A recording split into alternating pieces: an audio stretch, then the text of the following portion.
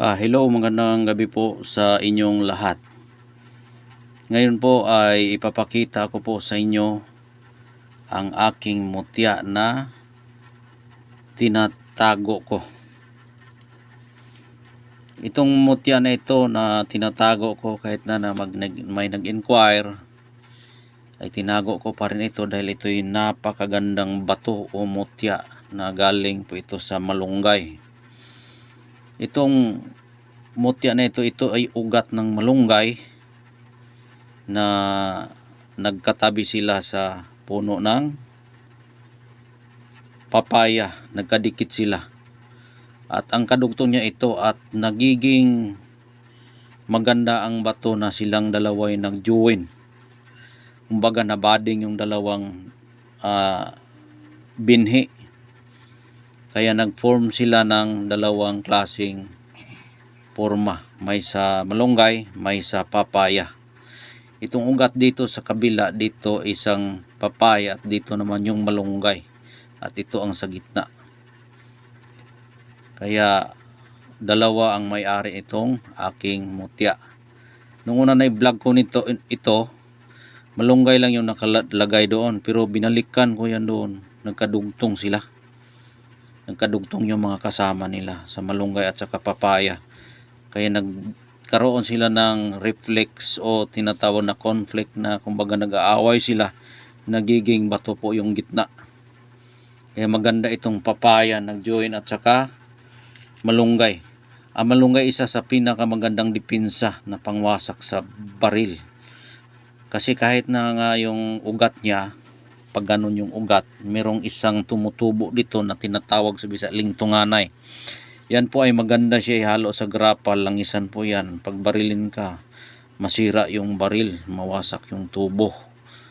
Yan. Pero marami din yung sangkap, pero isa rin yan ang pinaka sangkap na madaling makuha dahil siya ay puno lang siya ng malunggay, madaling makita. Pero yung iba, scuba, tapos lawiswis, kailangan mabuo mo yung 12 pares na mga ugat ng mga lingtunganay. Pero ang nabiruan yung itong malunggay na ito. Nag-join siya sa papaya. Ayan, dalawang may-ari. Papaya at saka malunggay. At ito rin po ay langka. Langka ito na aking nakukuha mismo sa puno ng langka. Dahil may puno dito na ulit-ulit kong sinabi na tumutubo siya sa bato. Na ang kanyang sinisip-sip yung pawis lang ng bato. At nagkakaroon ng tagal na panahon, nagiging bato rin ang bunga niya. Yung buto. Pero hindi lahat. Mabilang lang yung buto na ibibigay. Pinakamataas na po yung 20 pirasos isang bunga. Kaya natuklasan ko po yan nung nagpunta ko sa gubat kung bakit may dyan hinog na langka na walang tumutubo sa lupa. Hindi tumutubo sa lupa, tumutubo sa bato. Sobrang kinis yung batong pinagpapatungan niya at hindi siya lumaki, hanggang pitsi lang po yung kanyang puno.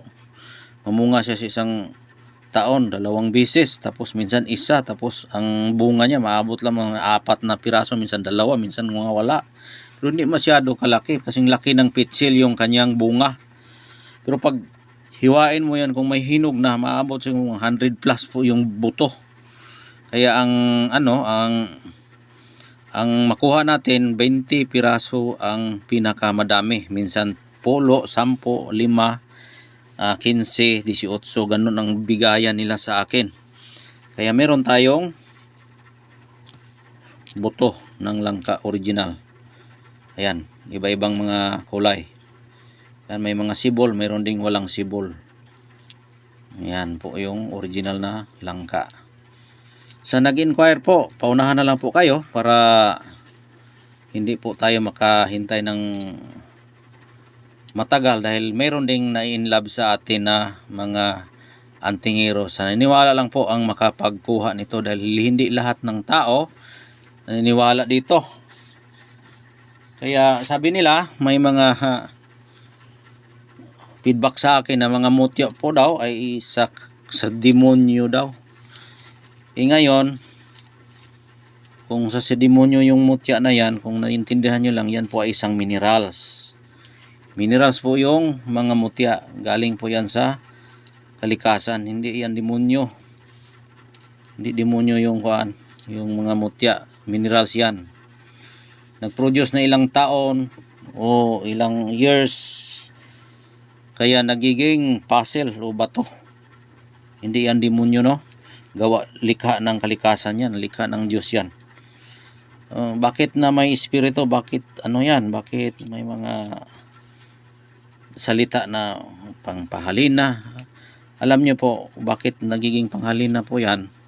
Dahil siya po ay isa sa nagiging fossil o minerals. Dahil alam nyo naman yung minerals ay pinaka-rare po yan. Pang-amulet po yan. Pwede yan ilagay sa pendant. Yun, mga accessories katawan. Dahil bawat taon, hilig-hilig yan. Hilig-hilig. Kung ano yung gawa na special sa kalikasan, yan ang ginagawa nilang mga bertud o tinatawag na agimat-agimat. Kaya wag yung nagsasabi na demonyo, hindi yan demonyo, no? Kung nakapag-aral ka ng scientist sa mga about sa mga bato, malalaman mo yan kung sa demonyo ba yan. Kaya tumatalab po yan dahil nga bihira yung mga minerals. Tumatalab talaga yan. Yung espiritu niya, special yan. Dahil lahat ng mga nilalang dito sa ibabaw ng lupa, may power yan dahil galing sa kamay ng Panginoon, ginawa. At yung kamay ng Panginoon, hinawakan natin dito yung reflection kurente sa kanyang power, na kung ano yung hinawakan ng Diyos, nahawakan mo rin yan. Kaya yun ang nagbibigay gahom o power. Sila'y gumagawa. Kaya lahat ng kinagawa nilikha sa Diyos galing sa kanyang kamay, may power yan. Kung naiintindihan nyo lang kung ano ang ibig sabihin sa mutya. May mga mutya din na mga formang rebulto o mukha talaga ng Diyos. Kung bato yan, siguro naman ang mga tao ding nagbablog, magsabi din sila na yan po ay sa demonyo. Kung palakihin mo lang yung knowledge mo about sa bato, pwede mo yan magpicture ka, ikulit natin, pormahin nating bato. Basta real na bato na minerals gawa, dadalhin ko, gawin kitang agimat. Diba? Kaya depende yan sa tao kung ano ang kanyang gusto. Dahil lahat pong mga bato, minerals po yan. Galing sa kalikasan. Likha ng Diyos, galing sa kamay ng Diyos. Nahawakan mo yung nahawakan ng Diyos, hindi ka magiging masaya niyan. Di ba? Na yun ang aking masasabi. Dahil kapag magsabi ka demonyo na mga mutya, nagdasal tayo ng Diyos, nagdasal tayo ng Panginoon. Ito'y bigay ng likha ng kalikasan. Hindi lahat marunong nito. Binibilang lang yung marunong. Dahil yung mga anting-anting amulet, depende yan sa paniniwala. Kung dyan ka na maniniwala, dyan pakamatay, ay mamatay ka. Dahil lahat po yan likha ng Diyos. Hinawakan ng Diyos. Kaya magsilik tayo ng magandang bato. Puslan mahinawakan ng Diyos. Kailangan maganda, tunay. Para hindi masayang yung ating pagkarga sa ating katawan na hindi siya tunay. Diba? At ulitin ko po, itong langka na ito ay sa spiritual po yan, panghalina. Dahil mabango, nagiging bato, hindi na mabalik sa dati, siya lumambot at mamatay.